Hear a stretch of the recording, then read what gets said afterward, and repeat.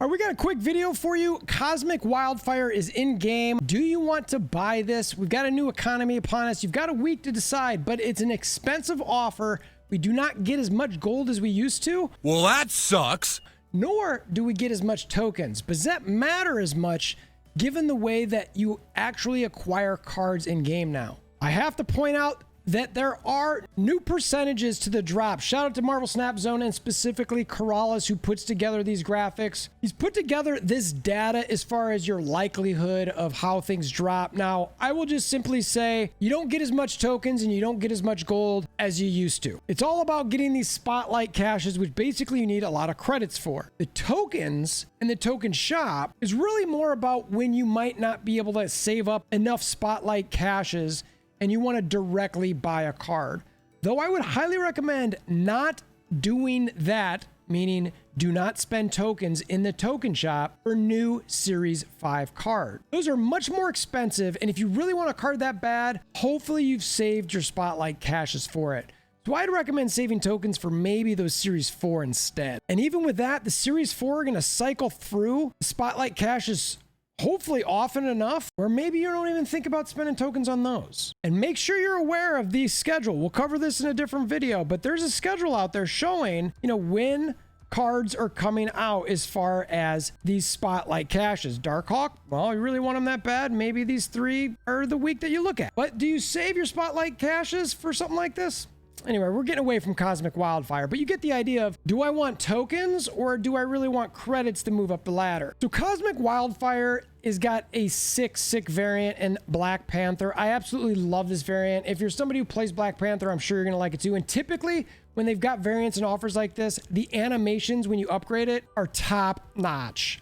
So in this offer, you get that variant, you get a new title. My abs have an on reveal effect, pretty hilarious. You get the avatar, 310 boosters, and then the 6,000 collector tokens along with another 2,000 credits. You get all of this for 7,500 gold. In the old economy, we looked at this as an absolute must buy. So let's jump to the spreadsheet as we're still sort of figuring out our economy, everything that we're getting. We'll zoom in here. Cosmic Wildfire, we already went through everything that it costs. So the old cost for this was, $130 to $200. And I had 2 pricing systems on this based on buying Token Tuesdays, which were your cheaper spenders, and the $100 gold spenders who would buy that $100 gold offer as much as possible and refresh missions and the daily credits that you can buy, which apparently are going up. So everybody in game, it's the same ratio, it's just more gold. And honestly, if you're going to spend gold for stuff like this, you're probably looking to do it at these levels. Actual cost, $93.74. So you get an okay discount, but the real discount here is for the bigger spenders in game, those $100 gold offer spenders. Data we always like to see is tokens per gold and the credits per gold here. Now, the tokens per gold, 0.87. That was good back when the old Token Tuesdays we had. So that's pretty solid. The credits per gold, obviously not there, not very good, really low. So this is really going to be about, do you want these tokens? And this is where it really depends what you want as a player. Do you want to be able to selectively choose cards? If so, this might be for you. Now, we do want to factor in what other gold offers are coming in game. So let's look at that. But again, if you really want tokens and you want to be able to pick those cards as opposed to saving up spotlight caches, which can be very difficult. You do not get a lot of credits for this each week to be able to get what you need to get 4 spotlight caches every single week. That's going to be hard. What am I gonna do? But then again, how many offers do we got coming with this many tokens? Let's take a peek. So the other gold offers, we've got Ring of Fire coming. It's got a 0.54 tokens acquisition. It's only 1,000 tokens, 3,500 credits. A little bit better credit ratio, but not that great. We've got the Ryan Gonzalez offer. That one's 3,500 credits for 2,500 gold. Again, not bad. A little bit better on the credit front, but not as good on tokens. Stegosaurus Rex, this is just a terrible offer. I'm not even going to look at it. You just do not buy it. My Hero Arachnia, this was a primarily cosmetic offer. There are 4,000 credits in it. Again, do you want that? No tokens, but and this tokens per gold is based off the old economy. We're going to make a new spreadsheet for all that stuff to get used to the new things. Credits per gold, not too bad. One Punch Woman, again, a little bit better credits.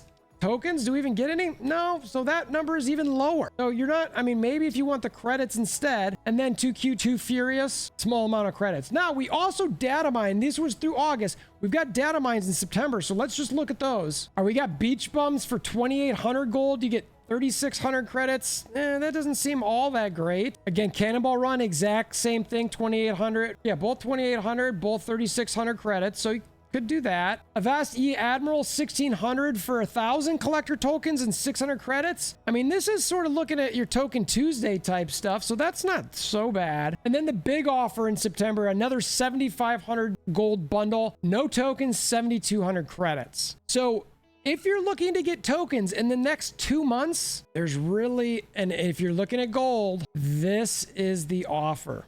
This is it. I mean, sure, Ring of Fire if you want to spend less, but it's way, way less tokens. Cosmic Wildfire, even before the new economy, I said is a whale must buy. Honestly, I'm still going to call it that, but it really is going to play into, do you want that ability to specifically pick a card? And I have to say this again as we tail off from this video. I don't necessarily recommend using tokens on Series 5 cards. You really want to use those Spotlight caches if possible. And I'm not really sure you want to use tokens on those Series 4 cards that you really, really want. I mean, what's left out there that you want? Darkhawk and Null? Okay, but there's some variants in these Spotlight caches that are coming. You could get them for that. Tokens seem to be really falling off the radar as a necessity, but it is a good backup plan if you're not able to get those Spotlight caches because it will take a boatload of credits. I wish I had an easier answer for you. It just really depends what sort of player you want to be, what you're focusing on, and again, knowing those Spotlight cache schedules.